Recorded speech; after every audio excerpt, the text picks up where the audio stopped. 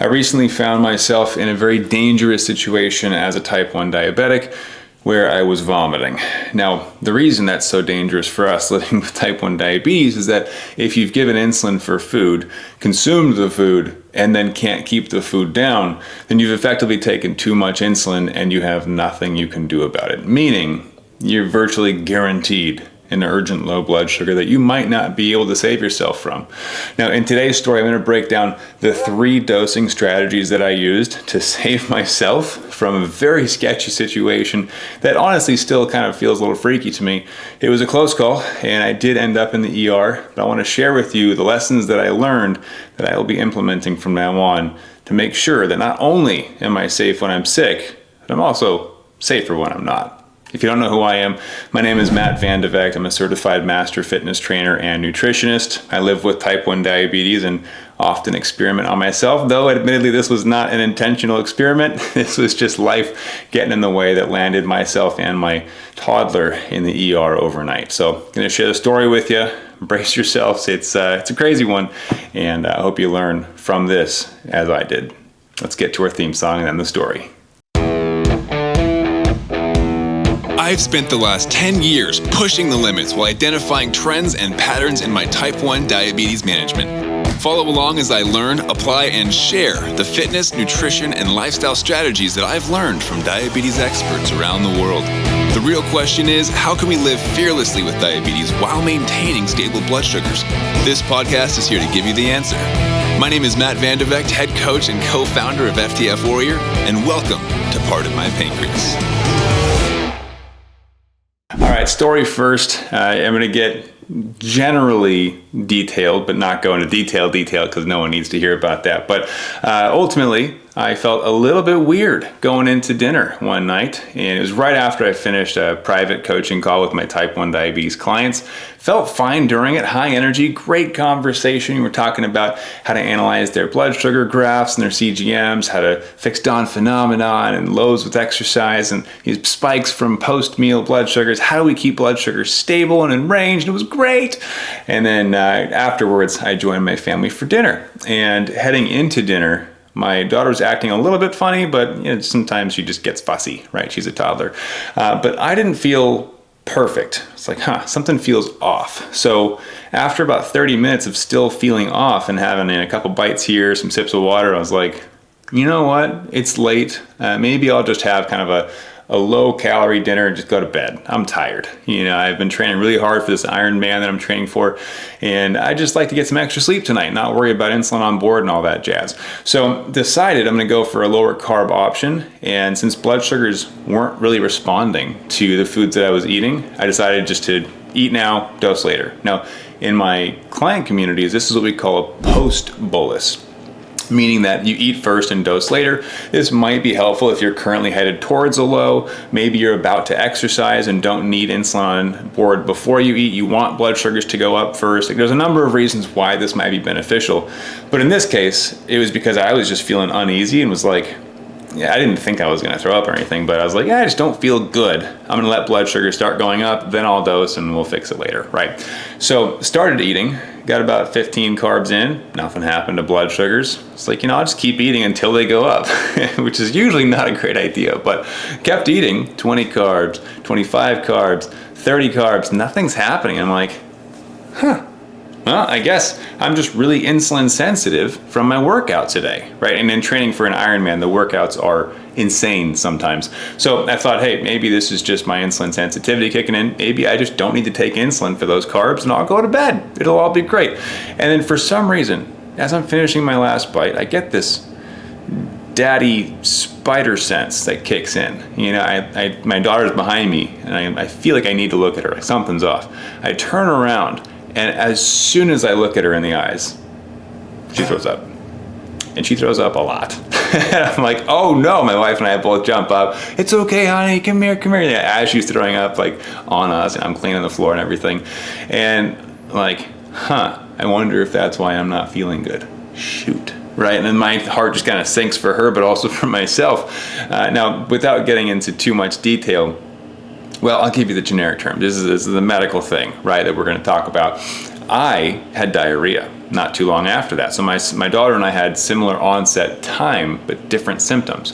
And I was like, oh, I can handle diarrhea. That's not going to be a huge bummer for my blood sugars. Vomiting is the real scary thing, right? Because if you vomit when you've given insulin for food and you can't keep food down, you virtually guaranteed a looming urgent low blood sugar or hypoglycemia. So I thought, well, diarrhea is not going to do that to me, so I'm not going to feel good, but I'm also not going to have to go to the hospital. Cool. All right, whatever. I'll take it, And my daughter, unfortunately, continues to vomit, and my stomach continues to churn. And I'm like, okay, I really hope it's just the diarrhea thing, but I'm starting to think it might be more. And my blood sugars, interestingly enough, never stabilized. They continued to drop. I had started the night on my coaching call at 140, zero insulin on board. Thought that I was going to be going into dinner with that. By the time I had finished those 30 carbs I was telling you about, I had actually already made it down to about 110 and thought, okay, I like where they're at, but this is weird. And this is what a training I teach my clients. When expectations don't match your reality, you got to question everything and decide what to do now, how to change your strategy. I expected blood sugars to go up because I had eaten 30 carbs. Blood sugars continued to go down. So I thought I need to grab some of my sugar water. So I mixed up some sugar water and just had little sips, little 5 carb here, 10 carb there, but it's pure sugar, so it should bump up my blood sugars relatively quickly. And that way I can check to see if I'm okay. I still was feeling off though. So as I'm sipping on this sugar water, I start to get nauseous, start to not feel great. Long story short, I did end up throwing up. Threw up everything, all the 30 carbs that I consumed, plus the sugar water. And at this point, my blood sugars had been cruising in the 90s and 80s for about 15 minutes. So I'm starting to get a little nervous because my blood sugars have gone from 140 to the 80s, even after consuming about 50 carbs at this point, which means that nothing I've eaten has worked. Blood sugars are continuing to go down. I made the executive decision to shut my pump off because that was the only resource I now had as an option, right? If blood sugars are going down, I need to stop them from going down. So I stopped my insulin completely. This isn't medical advice, by the way. This is just my experience. This is what I did. Okay, so don't think you should use this. You should talk to your doctors. But used the pump as my last strategy and ultimately ended up throwing up quite a few more times, as did my daughter. It was just a mess. My wife is a champ. Let me say that real quick. She jumped to action, and I was like, as soon as I threw up, by the way, I pulled out my Glucagon. I was like, Lisa, this is Glucagon. You know what it is. You know how to use it. I'm setting it on the table in case we have to go this route, right? Because if I can't keep food down and I have a low blood sugar, then more sugar isn't going to help. Doesn't matter how much juice I drink, I'll just continue to throw it up. So this is why vomiting is one of the most dangerous things for a type 1 diabetic. So all that considered, we decided we're going to try and manage this ourselves. I was staying in the 80s and 90s because I had turned my pump off and just continued throwing up about every 15 minutes. And it wasn't until the 5th time that I threw up that we made our decision to go to the ER, and it wasn't because it was the 5th time, it was because I started throwing up blood. I called my wife in and said, hey, we gotta go. Something is very wrong. And so that was kind of our threshold moment when you decide to go. And I always have this statement that I teach my clients, if, then, unless. If I'm throwing up, then drink more water, unless blood sugars are tanking, right? Like, there's always this context that we have to add in there. So a lot of people think if I'm throwing up, I go to the hospital, unless I can manage it on my own, which is true. And this then unless can't continue. I put this in my book that's coming out pretty soon, by the way. So if blood sugars are stable, then continue to stay home, unless vomiting, then drink sugar. Unless the sugar doesn't work, then go to the hospital. That was kind of my if, then, unless statement. But having that threshold of action, knowing at what point you need to do something about it and change, that was our change. Throwing up blood, go to the hospital. So we get to the hospital, and thankfully type 1 diabetics who are vomiting do get a little bit of preferential treatment. Now my blood sugars at this point had come up a bit from having my pump turned off for quite a while. So they were sitting comfortably at about 140 again. And so because of that, we didn't get rushed to the back, but eventually got to the back where I was still throwing up blood at this point. And what's interesting is the series of events that led to there. One is that at check-in, I was running through my vitals, my blood sugars, my devices and everything. And I heard some comments being made, like, shouldn't you check him for that? And I heard them say, no, I think this guy's got it pretty figured out. I was like, yes, small win for me. I don't feel good, but they know that I know my stuff. Like, the medical team recognizes the medical terminology that I'm using. Of course, I grew up in a medical family. Literally everyone in my family works in a hospital setting. So that was fun, just a little encouragement. But got to the back and blood sugars continued to elevate. They were sitting now at about 160. So it'd been an hour that we were sitting in the waiting room. Good night, right? That's ridiculous.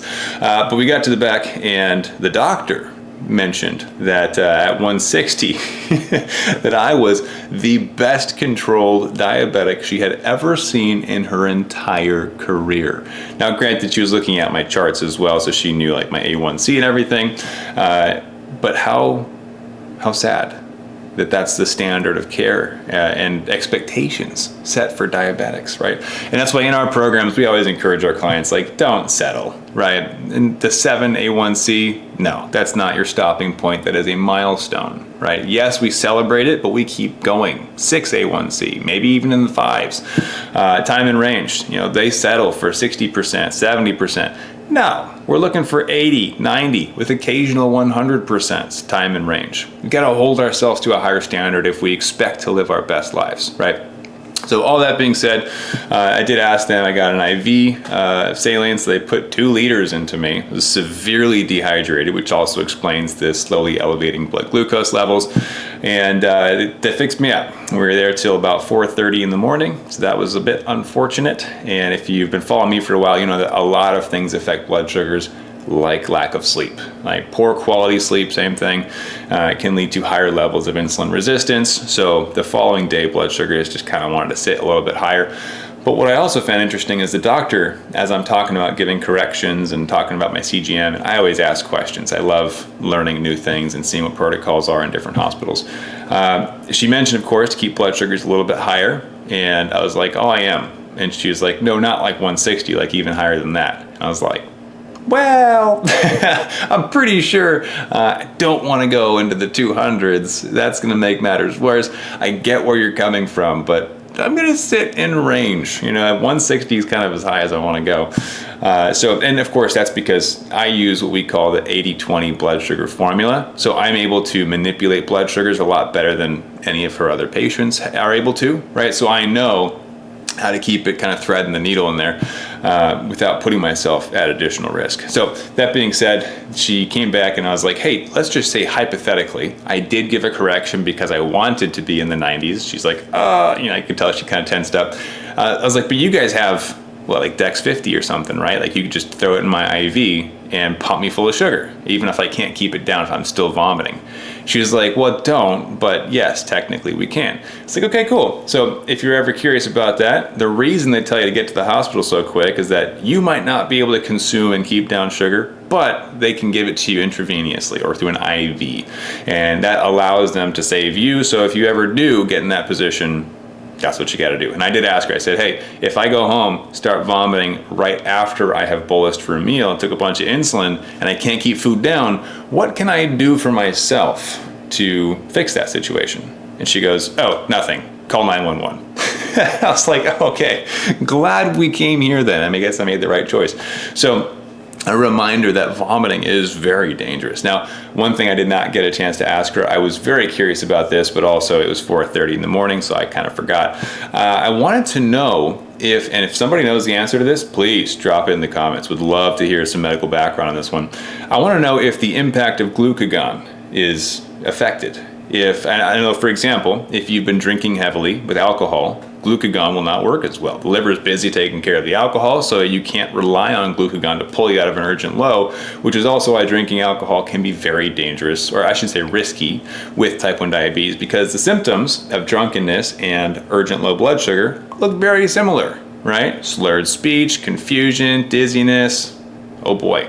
So that's a little side note for you, but I was very curious about if I were to have used glucagon, would that have worked to the same degree as if I were not vomiting? So if you know the answer, please drop it in the comments. I would love to know. I'm always curious about new knowledge, but everything included. And there's a couple different lessons that I took home from this. One, I was in a separate room than my daughter. My wife was with her, and I was by myself in the hospital room. And I went to check on her after I got dismissed, whatever it's called.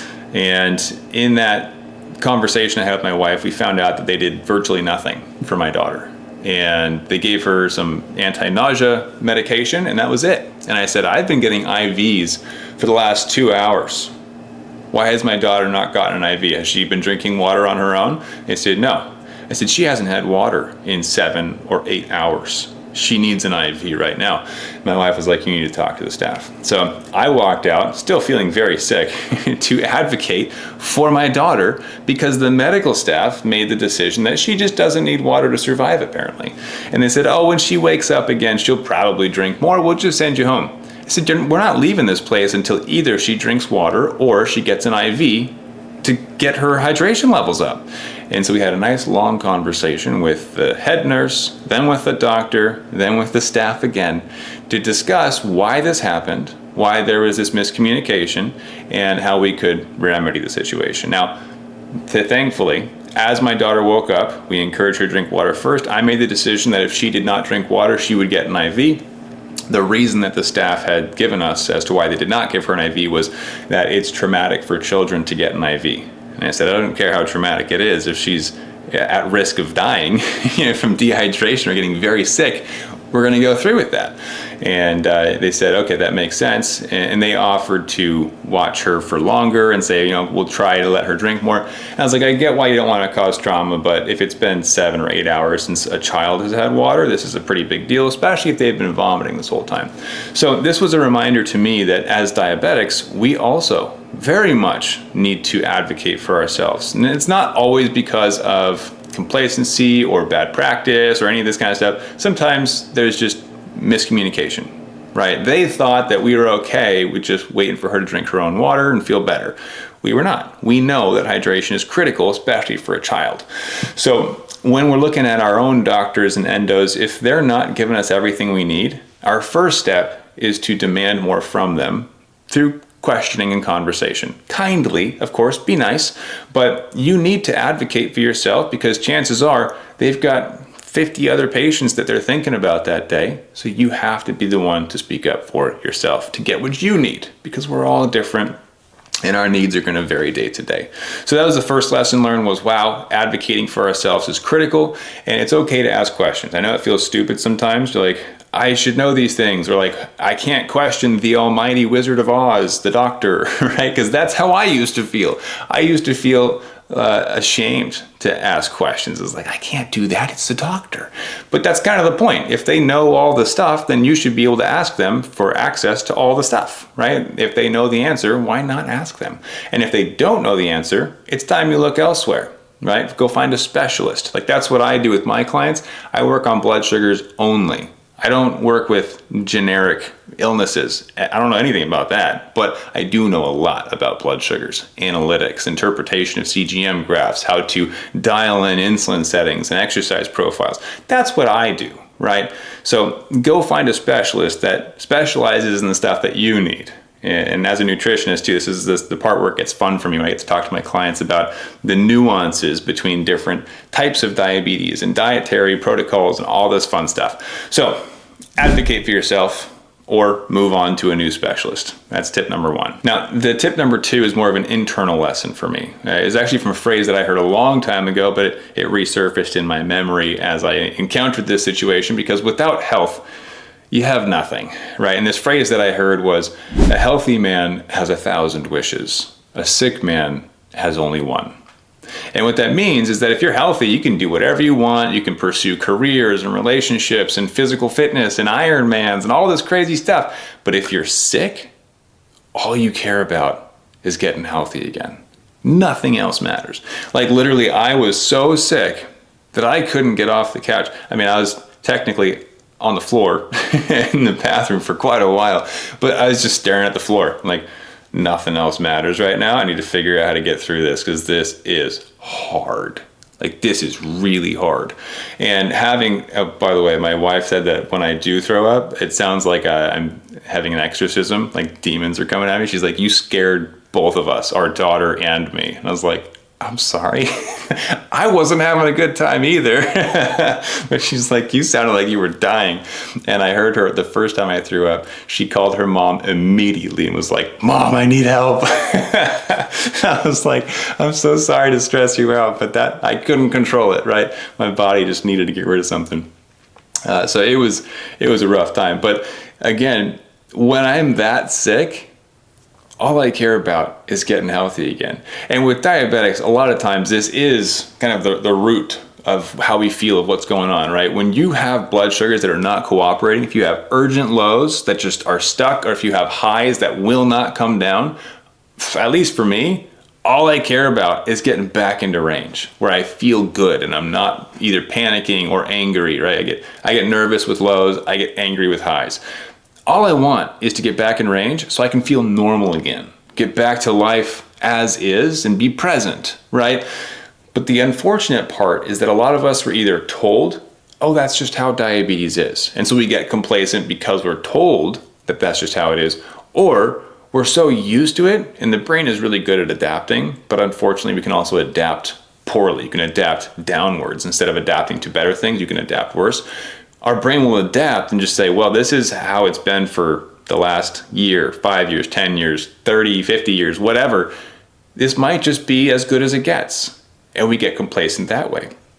Now, the issue is that we have to recognize this, and recognizing a false belief in ourself is one of the most difficult things you can do. If you believe diabetes is supposed to be hard, then why would you challenge that? Right? It's like saying, you believe that humans can't fly, so why would you try? And then, of course, we have the Wright brothers who are like, I bet we could fly if we had the right technology. Like we don't have wings, but we can make wings. And that's how we break beliefs. But it's few and far between those who can break their own limiting beliefs. And so your skill, your challenge for today is to check in with yourself and look at what limiting beliefs you might believe that do not serve you well. Like, oh, we can't get above a 70% time in range, right? Now, one of the ways that you can borrow the breaking of a belief is to see somebody else do it. When the 4-minute mile was first broken, nobody thought it was possible. They thought it would literally break human beings, that they would have heart attacks, their heart would explode. Like, you just could not do that. They believed the same thing about women in sports a long time ago as well, which is sad, but also hilarious that we thought women just couldn't handle stuff, and now women are doing crazy great things, right? But they used to think it's not possible. And then somebody does it, and then once one person does it, everyone seems to be able to do it, because now they also know, oh wait, that wasn't true? I want to try. And click, your brain clicks and you start to pursue things that are more difficult and greater. So what I want to challenge you with is, not by comparison, but by consideration, I want you to think about my numbers right now. Okay, and my clients' numbers. Honestly, my clients have better numbers than I do after they go through our programs. But I've maintained above a 90% time in range for over 5 years straight at this point. And that's while raising a family, running a business, traveling the world, training for an Ironman. It's possible. Above a 90% time in range. A1C in the high fives. That's what is possible. I've had clients who have A1Cs in the 4s. I've had people who've maintained 100% time in range for months, like crazy stuff. But this is what is possible. And you have to be able to challenge your own beliefs if you expect to pursue greater things. Now, the last lesson I want to give you, because you stuck around to the end, is more specific to diabetic strategies. So what did I do pre, during, and post sickness? How did I manage blood sugars? Now, for all my clients, 'cause I know a lot of you guys who are watching are already in the Warriors Tribe Plus, so you have access to all of our previous masterclasses, hundreds of videos that you have access to. One of them is the masterclass I did on sick day blood sugar management way back when I got COVID. I was like, hey, how do you adjust insulin ratios when you're sick? And the key here is that most sicknesses make blood sugars go up, so you need more insulin. And I was talking in that training about a 30 to 40% increase, I think, that I had. But for this one, insulin needs went down because I was vomiting, could not keep food down initially, and then saw some insulin resistance the next day from recovery, but also from lack of sleep, right? But how do we manage blood sugars? So night before I felt off, so I did what's called a post-bolus. This is where I ate first and was going to dose afterwards. Thank God I never took that insulin, because had I taken extra insulin, I was already going down consistently and the food was not digesting, which is also a really interesting tangent, is that the food was not digesting. The food sat in my stomach for a solid 45 minutes probably and did nothing. Blood sugars continued to go down, but I felt things moving around, kind of gurgling, right? So that was my clue, was like, blood sugars aren't being impacted. And then drinking straight sugar water, nothing, continued to go down.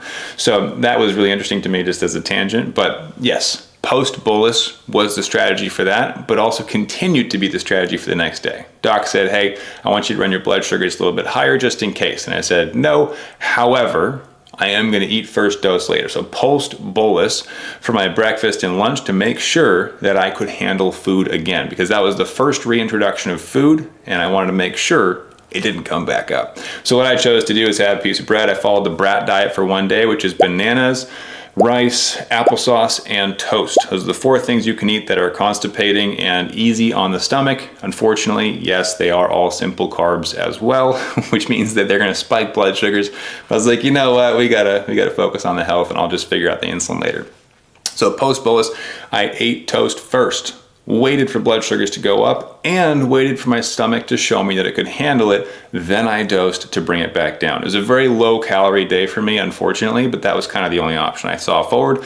So post-bolus allowed me to make sure my stomach could handle the food, and then I would take care of the spike afterwards, get it down just in time for the next meal, do the same thing, couple bites, make sure I can handle it, then I'll take some insulin for it. Now, the second, which I did for dinner, second insulin strategy, was a split bolus. So once I knew I could handle food, I decided I was going to dose for half of my meal, eat it, and then dose for, well, let me rephrase this. Let's say I was gonna have 50 carbs. I would dose for 25-ish of the carbs, eat the meal, the whole meal, all 50 carbs, and then dose the remaining 25. Now this did 2 things for me. One is that it guaranteed that if I threw it up, I had less insulin to deal with. I could shut my pump off and probably catch it, at least give me enough time to get to the hospital, versus having a large dose of insulin on board that I would be hopeless to fight without food if I were to continue vomiting, right? But 2, it also gave me more peace of mind, because I was still a little bit nervous after the night before, where I had an adventure with my health. It was not going great. So the split bolus, it's also a helpful strategy if you have a high protein, high fat meal. This is where you might consider dosing a second time later on. Again, not medical advice, but this is what I cover my clients as well when we talk about your macronutrient profiles. So higher fat, higher protein foods, they do impact blood sugars, by the way. You need an insulin to protein ratio. You need an insulin to fat resistance ratio. These are things that I teach with my private clients, because not everybody cares about getting that level of precision with blood sugars. But for me, I'm like, if I can predict exactly what blood sugars are gonna do, peace of mind, quality of life, freedom, flexibility, right? Like, that's what I'm after. So precision is my path to get there. But we teach this, and the split bolus can be helpful if you need some insulin up front for carbs and some insulin later for fats and proteins. For me, I was splitting the dose because I wanted less risk up front if I was nervous about the dropping blood sugars or about vomiting. And then once my body proved it could handle that food, gave the rest of the dose, felt good, right? So that was a helpful one. The last one, once I got extra confident, again, that was a low calorie day in recovery, but we also didn't do anything because we're all just not feeling great that day. It was a movie day. It was beautiful. Time to hang out with my daughter. But the next day, I had to refuel because I'm getting back into my Ironman training. I missed a workout, and I missed 2 workouts. So in order to refuel, I had to get all my calories back up. And in order to do that, it's easiest if I stay in range. Best way to stay in range is to match the proper pre-bolus. So this is the 3rd type of bolus strategy out of the 6. If you don't know that there are 6 different ways to take your insulin for a meal, it's probably because you're not reading our newsletter or in our Warriors Tribe Plus community or in my coaching, because there are a number of different strategies that we get to pick from to match each situation. And if you're using static diabetes strategies where it's like, this is the rule, like 15-minute pre-bolus or 15 carbs to fix every low. If you're using static rules, you're doing it wrong. Diabetes management has been updated so much further past that. And the only way to remain dynamic in your approach, meaning your strategies change as the situation changes, is to use blood sugar formulas. That's what we teach. Okay, we came up with the concept, we fine-tuned it, and now we customize it for our clients. But if you're not using that, you are far, far behind and making diabetes way more difficult than it needs to be for yourself. But the pre-bolus is taking your insulin before you eat to give insulin a head start so that your blood sugars remain more stable. The timing of the pre-bolus is going to differ greatly person to person, so what works for me doesn't work for you. This is why we do everything personalized with our clients, because everyone's needs are different. But those are the 3 bolus strategies that I used in sequence. Was the post bolus, then the split bolus, then into the pre-bolus, which is more my standard, my norm. And that's one of the reasons I'm able to stay 90% or greater time in range. And I mean, I eat meals that have 100 plus carbs in them, and I stay perfectly stable. That's one of the ways you can do it. Another way to do it, making sure you have your personalized macronutrient profile set in place. We do that too. Making sure your basal rates, your insulin to carb ratios are set. We do that too. I mean, these are all things that need to be part of the picture if you want to have that level of control. Now, obviously this has been a long episode. I wanted to try and punch in everything as much as possible to give you value for diabetes, value for mindset, experiential learning. If you found it helpful, drop a comment below. I'd love to hear from you and your experiences as well. If you are looking for more information on how to get, the 6 different types of bolusing, your personalized macronutrient profile, how to get your pre-bolus formula dialed in, or even maybe your 80-20 blood sugar formula if you're looking for more of that precise level of control. If this kind of stuff that I say excites you, and you're like, wait, that's possible? You gotta go check out this training we have. It's at diabetesinaction.com. Whether you've seen it before and just need a refresher, or if you haven't seen it yet, this is the training that we require my clients to go through as a base level, because it introduces blood sugar formulas and it helps you get going in the right direction. So diabetesinaction.com. Hope you enjoyed this one. Go check it out. I'll see you in the next episode. I'm feeling better now, by the way. I hope you're feeling good too. And I'll see you next time. Keep up the fight.